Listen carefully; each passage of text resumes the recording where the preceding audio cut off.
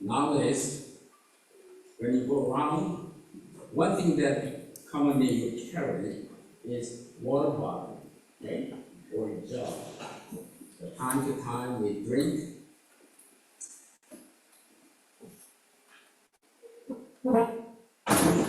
Climbing the mountain, one thing that you have to carry is water bottle.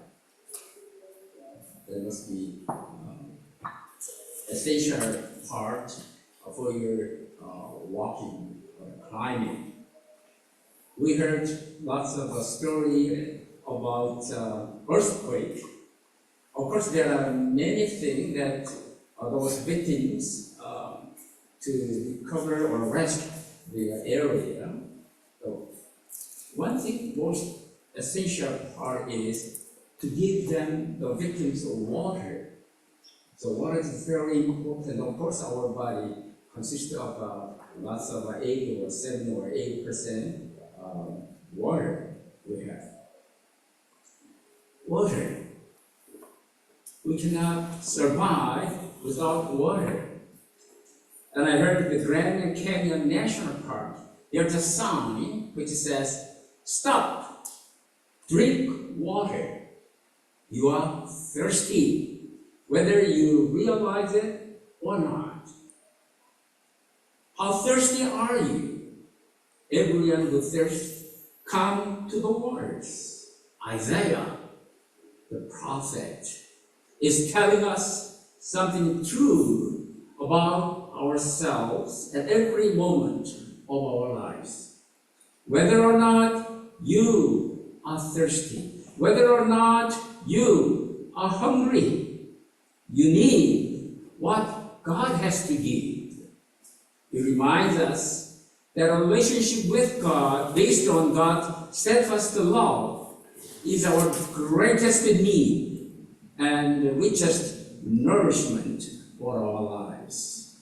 Anyway, a life that turns us away from God is a way of a life that leads to our starvation and death. Both the book of Isaiah and the season of Lent that we are in now are about the journeys.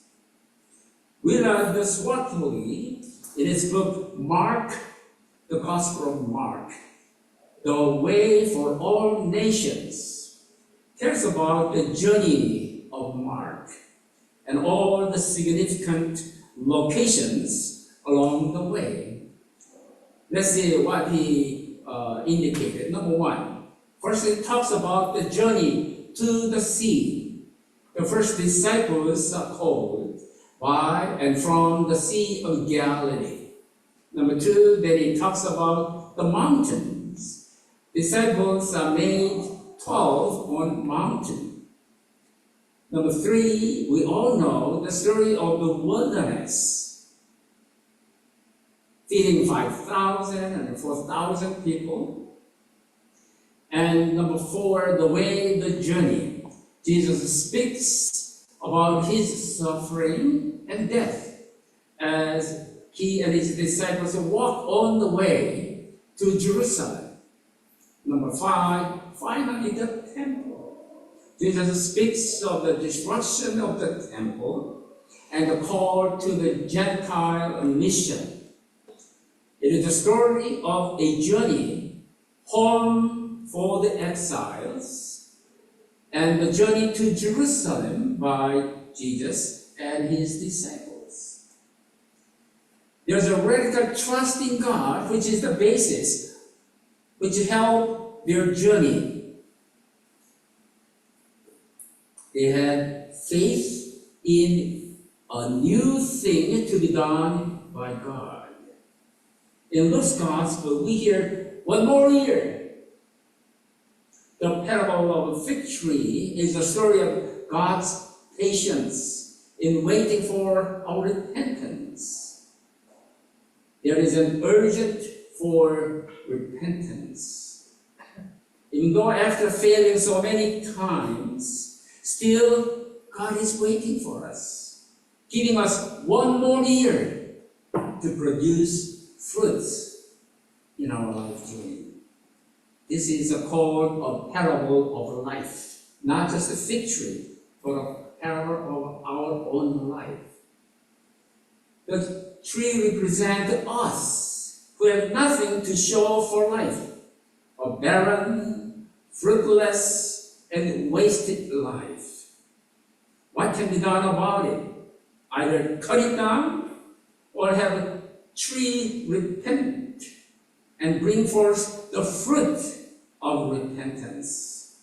Like the fig tree, the patience of God is giving us one more chance, a little more time to repent and try again and again. Behind this patience, God's love waits for us. A second chance is also given to us. This is a free and open invitation to God's grace. We do not need to earn the grace.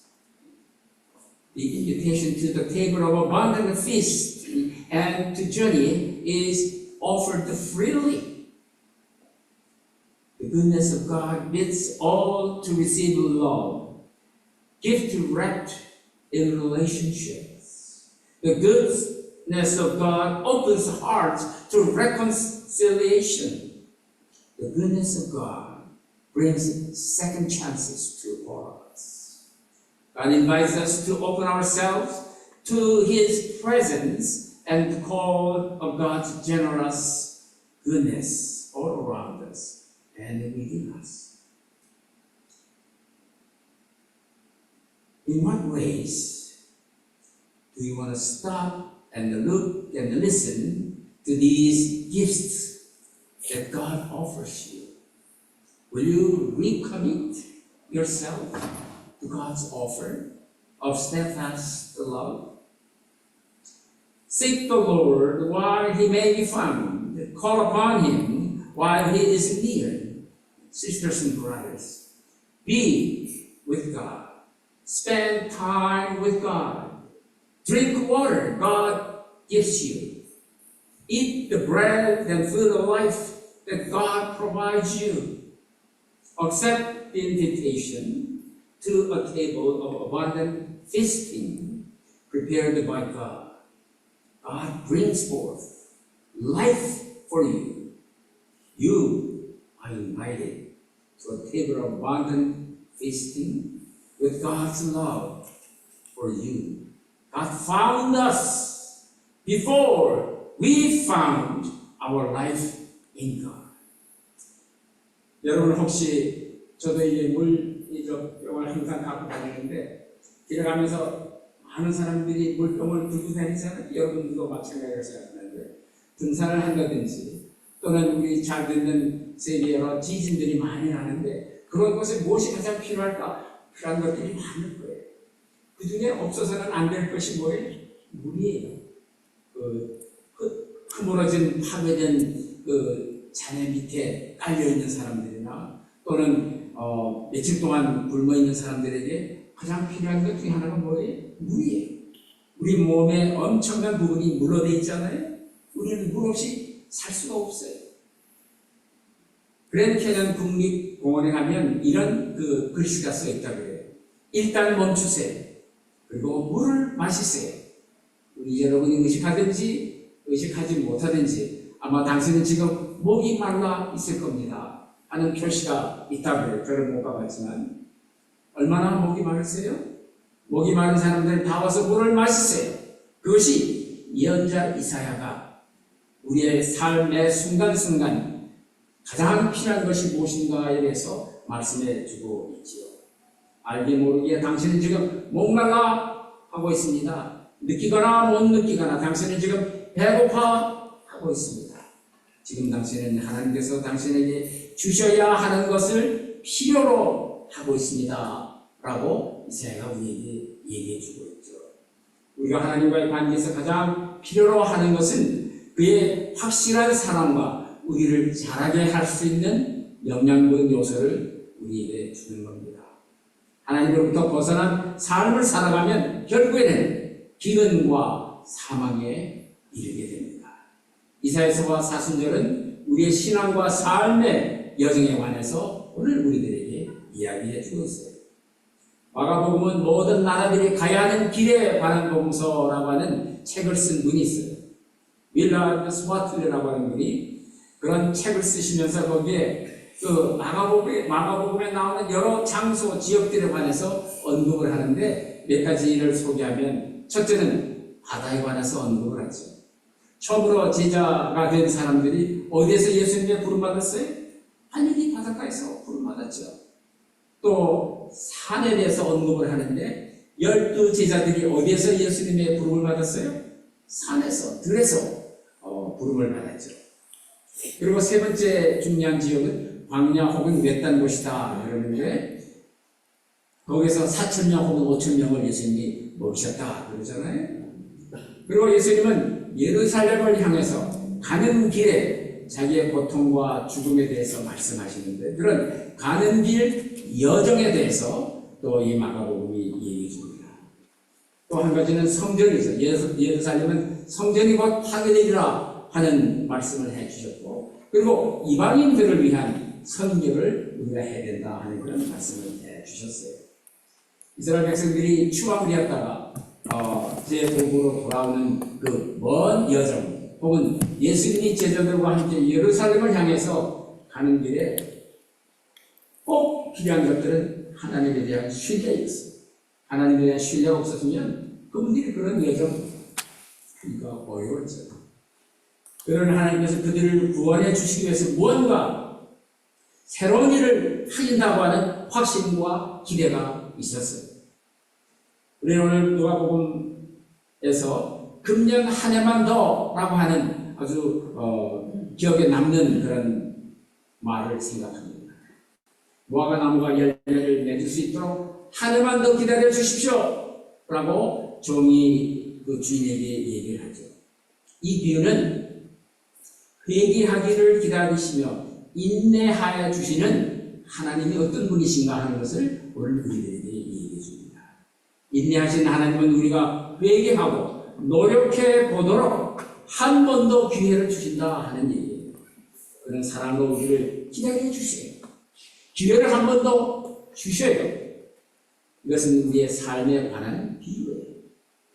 아무 결실도 없고 낭비하는 삶, 그래서 이것이 나의 삶이라고 뚜렷하게 보여줄 것이라고 하는 아무것도 없는 그러한 삶을 사는 사람이 어떤 사람들인가, 그런 사람들에서 하나님이 어떻게 대처하시는가 하는 걸 우리에게 얘기해 주고 있죠. 하나님은 인내하시면서 사랑으로 우리를 기다려 주신다는 거예요. 하나님께서는 열매를 맺는 삶을 위해서 또 한 번의 기회를 우리들에게, 여러분 모두에게 주십니다. 우리는 이렇게 은혜로운 관계라고 하는 잔치에 모두 초대받았어요. 이것은 이미 열려있는 잔치예요. 자유스럽게 여러분이 선택할 수 있는 그러한 초대입니다. 이 은혜는 무슨 대가로 받는 것 아니에요. 그저 그의 부르심에 응답하며 살면 되는 일입니다. 선하신 하나님은 여러분 모두를 이 잔치에 초대하셨어요. 이 하나님은 사람과 그와의 관계에서 주시는 선물들을 우리 모두가 받기를 원하세요. 그는 우리에게 화해의 마음을 주십니다. 그는 또 한 번의 기회를 우리들에게 마련해 주고 계십니다. 하나님은 우리 자신을 열어놓고 그에게 가까이 오라고 오늘도 부르고 계시지요. 여러분이 이 사순절에 신앙의 여정을 계속할 때 하나님이 주시는 여러 가지 은혜의 선물들을 여러분 어떻게 받아들이며 살아갑니까? 그의 끈질긴 사랑과 계약의 관계 속에서 참된 삶을 살아가시려고 여러분 재결심하고 계십니까? 그가 가까이 계실 때 그를 부르시고 찾으십시오. 형제 여러분, 자매 여러분, 하나님과 함께 하십시오. 그와 같이 있는 시간들을 많이 마련하세요. 하나님이 주시는 생수를 매일 마시며 살아갔어요. 하나님 주시는 생명의 빵과 음식을 드시며 생활하시기 바랍니다. 하나님께서 풍성한 잔치상을 마련하시고 여러분을 다 초대해 주셨는데 기쁘게 받아들이도록 하십시오. 그는 의미 있는 삶을 여러분에게 가져다 주십니다. 우리가 하나님 안에서 우리의 삶을 찾기 전에 하나님이 먼저 우리를 찾아내셨어요. 그 길에 우리가 여기 와 있을 수 있는 겁니다. 여러분은 하나님의 사랑이 넘치는 풍성한 잔치상에 오늘 초대 받으셨어요. 얼마나 감사해 하시기 바랍시다. 우리 하나님, 저희들이 때로는 나와 시간이 없습니다. 때로는 다른 약속이 있습니다. 때로는 너무 피곤합니다. 때로는 갈 생각이 없습니다 라고 부정하고 거부하고 거리를 두는 때가 있지만 오늘도 하나님께서는 엄청난 풍성한 이 사랑의 잔치를 마련하시고 저희들의 이 잔치상에 초대하시는데 감사합니다. 저희들이 머리를 좋아하고 하나님 부족한 저를 이렇게 불러주시니 얼마나 감사하고 기쁩니다. 당신께서 베풀어 주신 이 엄청난 이 잔치상에서 마음껏 먹고 당신의 사랑을 흠뻑 체험하며 살아가게 도와주시옵소서. 이런 기도를 주 예수 그리스도의 이름으로 감사하며 기도드리옵나이다. 아멘.